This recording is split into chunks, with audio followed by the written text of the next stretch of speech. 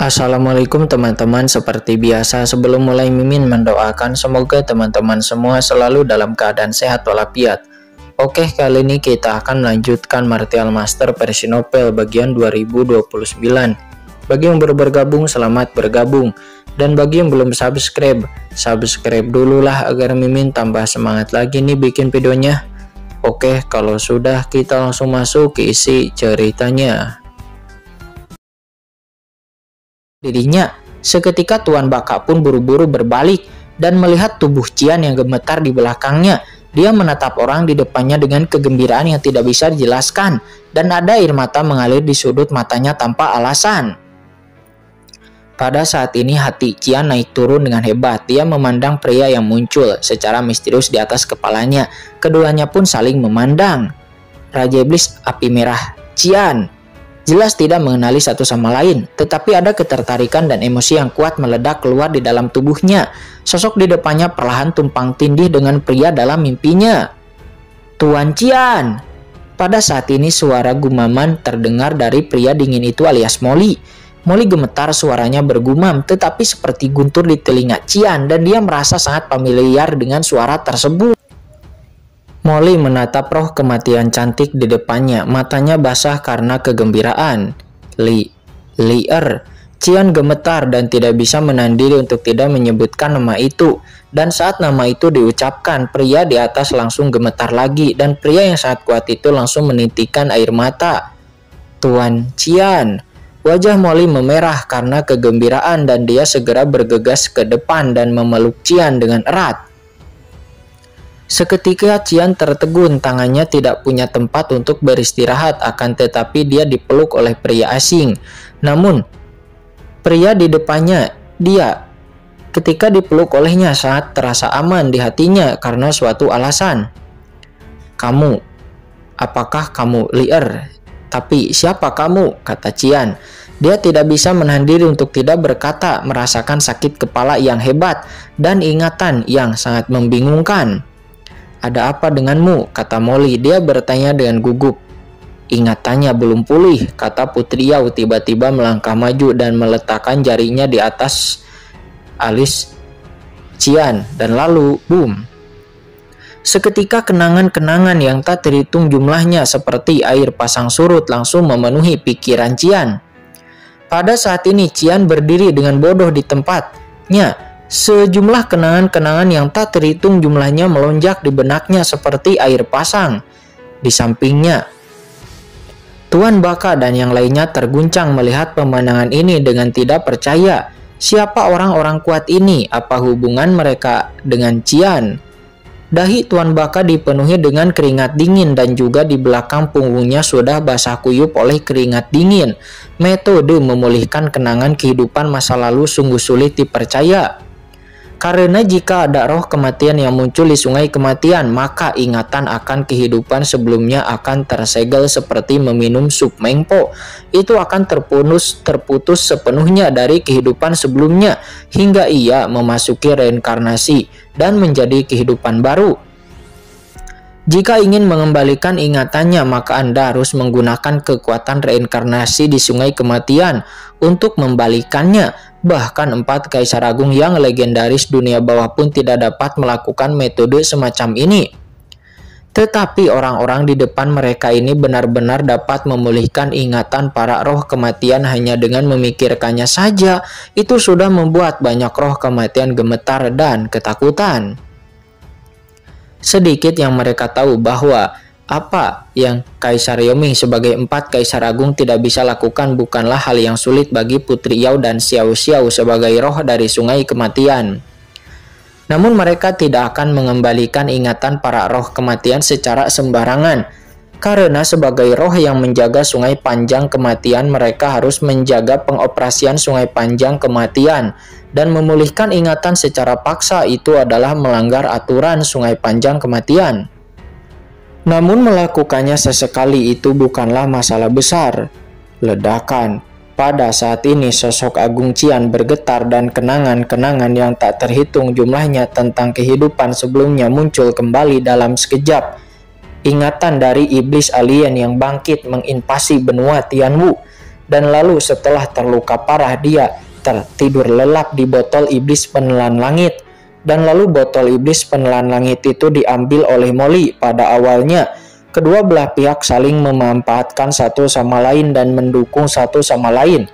Akan tetapi kemudian mereka secara bertahap mengembangkan perasaan. Kemudian orang kuat dari surga datang dan mati, namun menggunakan pecahan botol iblis penelan langit untuk berubah menjadi darah dan iblis. Molly mulai naik ke surga bersama, dan di surga dia dan Molly telah melewati banyak kesulitan dan bahaya bersama sebelum akhirnya membentuk kembali tubuh Kaisar bela diri Hongyan. Semua kenangan-kenangan ini begitu jelas hingga meresap ke dalam benaknya. Ini seperti film yang diputar mundur begitu jelas hingga terasa seperti dunia yang jauh. Ingatan terakhirnya adalah untuk menyelamatkan Molly dari leluhur iblis Abyss alias leluhur iblis Yuanmo. Dia meledakkan tubuhnya dan mengembangkan jalan api, dan jiwanya yang terbang menjauh. Air mata, entah kenapa, terus bergulir ke bawah dari sudut mata Qian, dan emosi yang tak terhitung jumlahnya di tubuhnya meletus seperti gunung berapi. Pada saat ini dia tidak mampu ditekan sama sekali. Raja Iblis Api Merah Molly, pada saat ini dia teringat akan namanya sendiri, segala sesuatu tentang kehidupan sebelumnya, malam yang tak terlupakan, dan kebahagiaan yang tersisa bersama Molly. Lier Ku, kata Qian alias Raja Iblis Api Merah. Dia mendongak, matanya kabur karena air mata yang tak terbendung dan tangannya yang gemetar mengangkat wajah Molly. Tapi Molly hanya menangis dalam diam. Pada saat ini dia seorang pahlawan hebat yang telah bangkit dari benua Tianwu, tidak bisa menahan untuk tersedak, menangis dan tersedak lagi, bahkan terisak-isak. 10 tahun hidup dan mati, jika Anda tidak memikirkannya, Anda tidak akan pernah melupakannya. Tuan Qian, Molly pun tersedak di hadapan semua orang. Keduanya seketika berpelukan erat, menggunakan tangan mereka dengan keras, seolah-olah ingin saling menggosokkan arah ke tubuh mereka, tidak pernah ingin berpisah. Pada saat ini Qin Chen, Chen Sisi, Putri Yao, Xiao Xiao, dan yang lainnya semuanya berada di kejauhan tersenyum ketika mereka menyaksikan sepasang kekasih bertemu lagi setelah kematian. Sementara di samping Tuan Baka dan para roh kematian lainnya gemetar. Tuan Baka pun langsung berlutut, pakaiannya langsung basah kuyup. Apa-apaan ini? Tuan Baka hendak menangis. Ternyata roh kematian yang dia cintai selama ini memiliki latar belakang seperti itu, dan dia tidak tahu apakah dia memiliki penglihatan atau kekurangan penglihatan. Dalam kehampaan, Molly dan Raja Iblis Api Merah berpelukan erat, merasakan napas satu sama lain, dan juga detak jantung satu sama lain. Meskipun Qian sudah menjadi roh kematian dan tidak memiliki detak jantung, namun kegembiraannya itu adalah emosi yang menyebabkan suara berdebar di dalam tubuhnya. Tidak ada yang peduli, mereka semua memandang pasangan cantik ini dengan tenang. Dan Chen Sisi pun memandang Qin Chen sambil tersenyum melihat Molly, dan dia juga memikirkan dirinya dan Qin Chen di masa lalu. Dia tidak bisa menahan diri untuk tidak memegang tangan Qin Chen. Dengan tangan kanannya menatap Qin Chen dengan penuh kasih dan hanya tersenyum. Ketika Putri Yao melihat pemandangan ini, matanya menunjukkan sedikit kesepian dan kehilangan. Sementara di tubuh Qin Chen di dalam dunia kekacauan, utusan suci teratai hitam juga menyaksikan pemandangan di depannya dengan tenang. Yang mulia keluarga kerajaan. Air mata jatuh dari sudut mata utusan suci teratai hitam tanpa alasan yang jelas. Mereka tidak nyaman sekaligus bahagia. Di saat yang bersamaan dengan cara ini, Molly dan Raja Iblis Api Merah berpelukan entah berapa lama sebelum mereka akhirnya berpisah. Mata Raja Iblis Api Merah basah dan dia menatap Molly. Air matanya tidak bisa berhenti mengalir. Dia gemetar karena kegembiraan dan melihat dengan hati-hati pada pria di depannya yang selalu menghantuinya selama ini. Pria yang tidak pernah bisa dia lupakan bahkan setelah kematiannya. Melihat alis itu, mata itu, hidung itu, semuanya tidak berubah sama sekali dari penampilannya saat itu. Lier, apakah itu benar kamu? Kata Raja Iblis Api Merah. Dia tersedak dan matanya menjadi merah. "Yah, ini aku. Ini benar-benar aku," kata Molly. Dia juga tersedak isak tangisnya. "Tapi ini adalah dunia bawah. Bagaimana mungkin? Kamu bagaimana bisa melakukan itu? Apakah kamu juga telah menjadi roh kematian yang dibunuh oleh leluhur iblis abis?" Kata Raja Iblis Api Merah. Dia tiba-tiba sepertinya memikirkan sesuatu dan buru-buru meraih Molly dan merasakan kehangatan di tubuhnya, lalu membuatnya menghela napas lega karena itu bukan roh kematian. Molly belum mati. Saat ini dia masih mengkhawatirkan Molly. Seketika ada air mata di mata Molly dan dia terharu lalu berkata, "Tuan Cian, aku tidak mati. Berkat kelahiran kembali Nirwana, aku dapat bertahan hidup dari tangan leluhur iblis abis." "Bagaimana kamu bisa?" kata Cian. Dia agak sulit untuk bisa dipercayai. Dia tahu betapa menakutkannya dunia bawah ini. Bagaimana seseorang dari bumi bisa muncul di sini? "Aku ingin menyelamatkanmu, jadi aku datang ke dunia bawah. Tentu saja, ini semua juga berkat Kincen," kata Molly. "Kincen?" Raja Iblis Api Merah yang bersemangat pun buru-buru mengangkat kedua kepalanya dan dia melihat Kincen di belakang Molly dan ekspresinya tiba-tiba berubah. "Iblis Kincen," dia memanggil Kincen dengan sebutan seperti itu. Sosoknya bergoyang dan buru-buru berhenti di depan Molly seolah-olah menjaganya di belakangnya. Dia berkata dengan suara yang gemetar, "Iblis Kincen, apa yang telah kamu lakukan pada Lier?" kata Cian. Dia memandang Kincen dengan waspada. "Apa Iblis Kincen?" Orang ini sebenarnya memiliki nama panggilan seperti itu pada Tuan Muda Chen. Pada saat ini Molly pun buru-buru meraih Tuan Raja Iblis Api Merah. "Tuan Cian, Kincen dan aku sekarang berada dalam hubungan kerjasama. Jika bukan karena dia, aku tidak akan bisa menemukanmu di dunia bawah ini dengan lancar dan tidak akan bisa memulihkan ingatanmu juga," kata Molly. Dia berkata. Setelah mengatakan itu, Molly buru-buru melindungi Raja Iblis Api Merah dan berkata dengan gugup, "Kincen, Tuan Cian memiliki temperamen seperti itu. Kamu pasti berhati lembut, jangan tersinggung, jangan salahkan dia. Aku di sini untuk meminta maaf atas namanya," kata Molly, merasakan tatapan ketakutan dan aneh di sekelilingnya. Wajah Kincen tiba-tiba berubah menjadi hijau. "Oh, tergantung apakah kamu begitu buruk." Hanya perasaan Molly dan Raja Iblis Api Merah yang bisa meretas diri mereka sendiri. Bukankah ini merusak reputasi Anda? Chen Sisi tidak bisa untuk tidak melihat ini. "Oke, Molly, Kincen bukan orang seperti itu.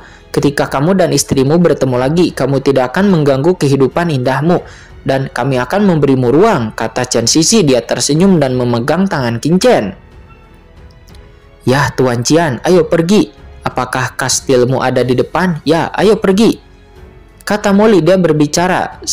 Mata Molly mengering, air matanya sudah kering dan dia segera meraih tangan Raja Iblis Api Merah menuju ke kastil.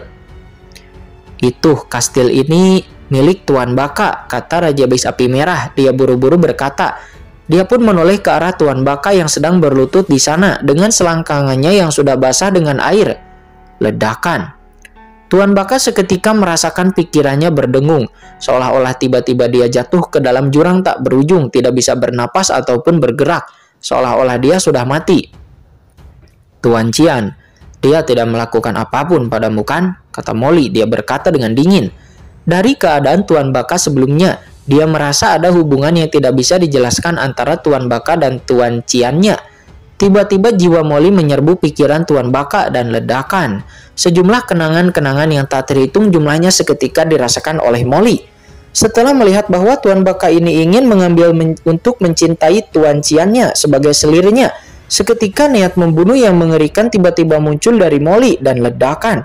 Seketika dunia kecil ini pun bergetar, seolah-olah hari kiamat sudah dekat. Jiwa kematian yang tak terhitung jumlahnya di bawah seketika berlutut ketakutan, tidak bisa bergerak seperti ikan yang siap disembelih. Waktu seolah-olah berhenti. Ah, tidak. Tubuh roh kematian Tuan Baka hampir hancur berkeping-keping di tempat.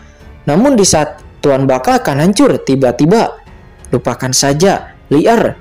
Pada saat ini Raja Iblis Api Merah buru-buru menghentikan tangan Molly, dan dia seketika menenangkan niat membunuh pada tubuh Molly. Dia memandangnya dengan ragu. Raja Iblis Api Merah hanya menggelengkan kepalanya.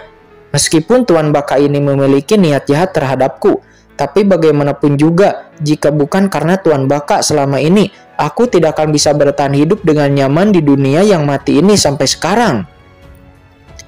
Lupakan saja, bisakah kamu dan aku saling percaya? Melihat bahwa itu adalah hadiah besar dari surga, luangkan saja nyawanya dan beri dia kesempatan untuk berinkarnasi. Mendengar itu mata Molly tiba-tiba menjadi lembut. Sejak kamu berkata seperti itu Tuan Cian, maka aku, Lier, akan mengampuni nyawanya.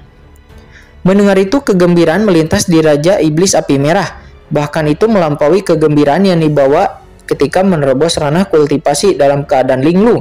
Molly merasa bahwa dia tampak seperti telah kembali ke zaman surga, dan Raja Iblis Api Merah dengan hari-harinya yang terus mengalir bersama, mengandalkan satu sama lain dan bertahan bersama. Saat itu, meski mereka berantakan dan tidak punya tempat tinggal, namun tetap jika diingat-ingat sekarang cuacanya begitu hangat saat itu, dan itu adalah masa-masa terbaik dalam hidup mereka berdua.